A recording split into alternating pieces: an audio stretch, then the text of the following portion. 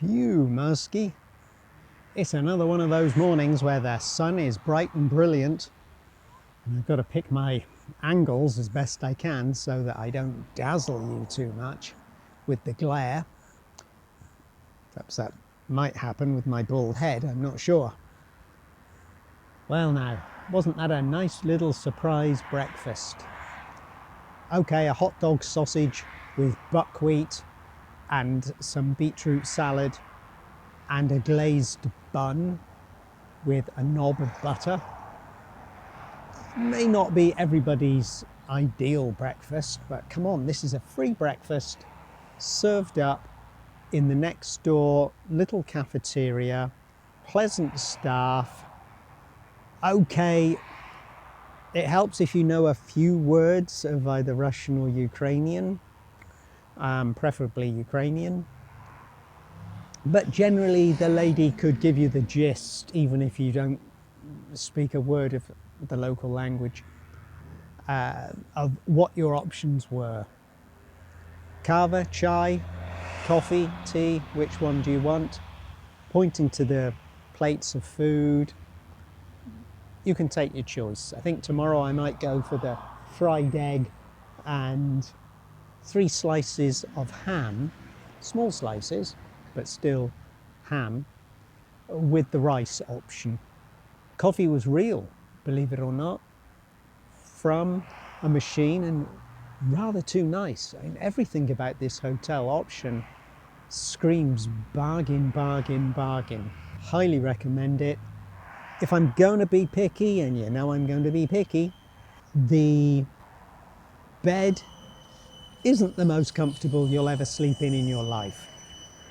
There are springs which you can feel through the tired mattress. I flipped the mattress over and turned it round. I also put the duvet underneath me and had the single sheet I should be lying on over the top of me, because with the window closed, it was warm enough to get a good night's sleep, and comfortable enough with the extra bit of padding for the back, because to be honest, after the 2 hours on the bus plus the 30 minutes in the policeman's car plus lying on a knackered mattress, that would have been a bit too much. I had a lovely hot shower before I went to bed. That was super. Slept well. First cemetery, south of the centre. It's big.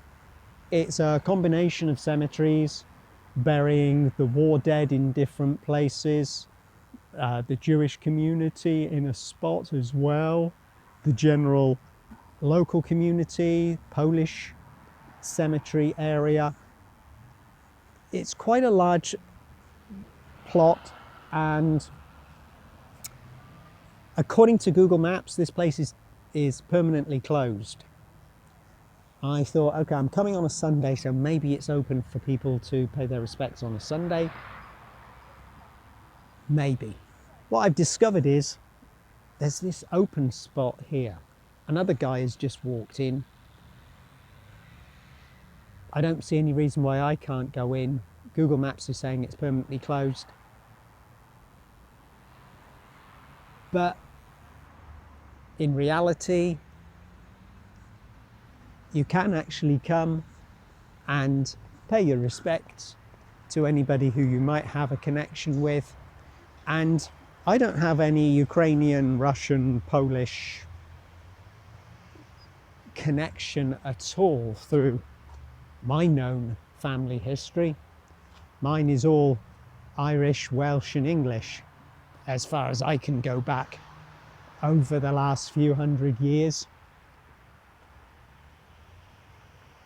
However, when I was here before, I did completely by chance come across a cemetery area which included some of the people who died during the turbulent Russian Revolution era, and for the life of me, I can't remember where exactly among this lot that spot was. However, there was a very mysterious, completely unexpected grave, and it was of a British officer, a Lieutenant, I think it was Victor Edward Lawrence. It's more tricky when all the names could be first names, but I'm pretty sure that Lawrence was the last name, and he was an Edward Victor or Victor Edward. And I thought, what on earth was a British soldier doing, or naval officer doing, in this part of the world in 1917, dying of exposure? At the time I thought, okay, I was visiting in June, I think, back in 2010, and it occurred to me that, well, the nights aren't particularly cold. Why in July or August? I think it was August he may have died. Why would he have died of exposure? Because even if he was sleeping out in a field, it wouldn't be cold enough to kill him. Okay. Pays your money and you takes your choice here, don't you? Yeah, so that was a bit of a mystery. I thought, well, perhaps it was he died from wounds and being out in the open, those wounds not getting treated in time, and for some reason it was classified as a death by exposure or from exposure.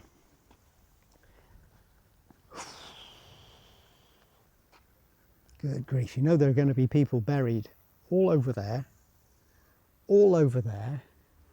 The grave markers have long since gone.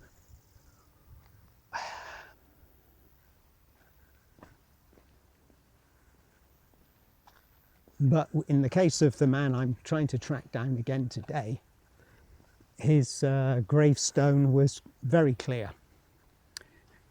And I believe it still is, even years later.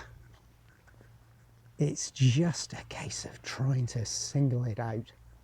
And it will be luck. I apologise now if this turns into a wild goose chase. Sometimes in my videos they are wild goose chases. The geese fly away. Here, nobody's going to do any flying. But they can get obscured with lying in an area which, for example, such as that, if the grave was over there, then if nobody's cut the grass in a while, it could be there. It really could be, because just in my head I've got this feeling that it was close to the road, but of course this busy road runs all the way down the side of this cemetery. So even if the grave had been on this side, I would have remembered it like 14 years later as, yes, it was next to the road. But honestly, I'm not going to trawl through every square centimetre of this large cemetery.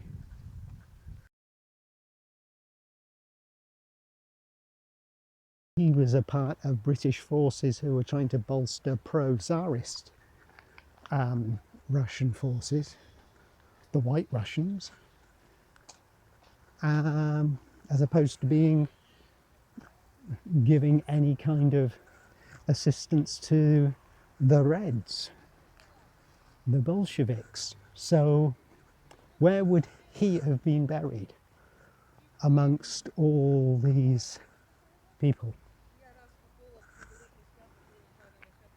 I'm going to have a little look down this way, just because it is rather clear, and also I'll be getting out of the way of a group of people who are coming in the opposite direction.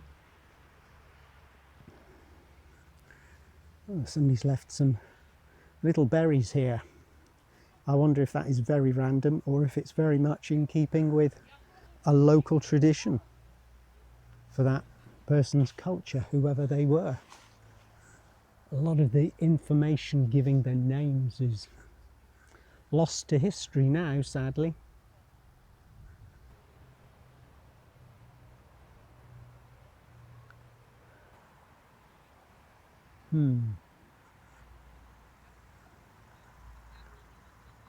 Does any of this look familiar to me? And you wouldn't believe it, I'd literally just turned the camera off. And I thought, right, keep looking, this could be quite a long journey. You know, sometimes it can feel as though perhaps somebody is up there looking down on you, playing with you, teasing you, tormenting you, setting you challenges, such as yesterday's challenge.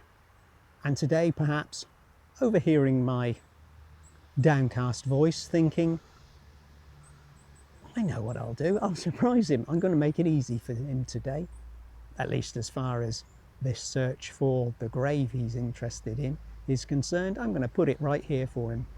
Here it is.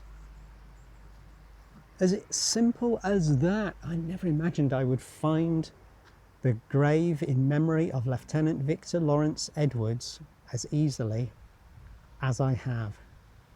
RNV H, I think that says. Maybe A. Some other stuff. Oh, it says British. British Naval Armoured Car. I want to say division, but it doesn't look like division exactly, but not with my eyes anyway. A good soldier and a gallant comrade who died aged 37 years from exposure during the retreat on August the 2nd. No, not the 2nd, the 21st, 1917 at Proskurov. This stone is raised by his brother officers. Yeah, the glare of the sun, my poor eyesight, the combination, tricky. However, perhaps I'm capturing it better through the camera lens. I'll let you decide. And for any relatives out there, any family history diggers, this might be of interest to you folks, I guess. And if you want to come and pay your own respects to the man, then I hope I've helped you find where he actually is buried. It is quite easy. It is very close to the road. We've headed south, entering the cemetery by that main opening in the north, walked up and then took a left, probably seeing that as a landmark helps from the main path. And as you turn left, start walking towards the road again, and on the right, interesting, somebody's come here and he's looking after the grave so it isn't overgrown, and is putting a relatively recent little UK flag in the pot and tying a Ukrainian ribbon around the base of the cross. That's interesting, isn't it?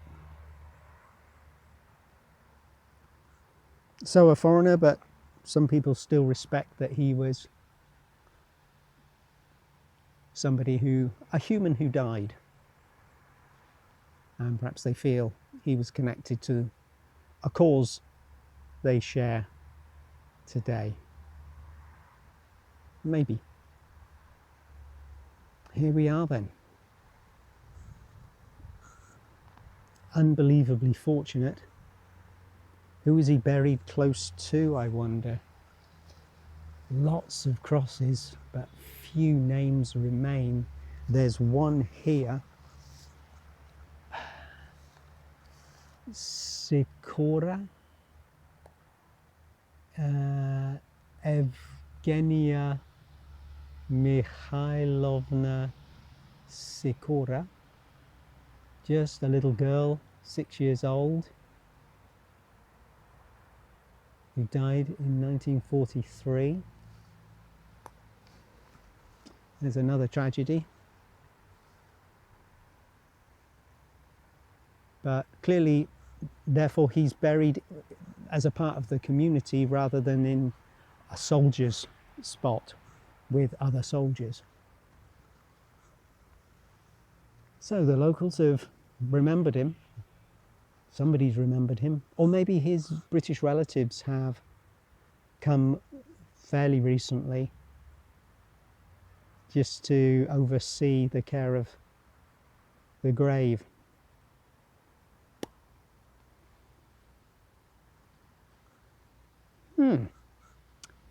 Strange, I don't know why. I feel a bit emotional.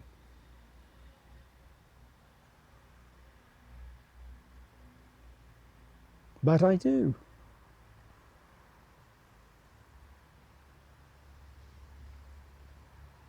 Not related to me, but that's hardly the point, is it?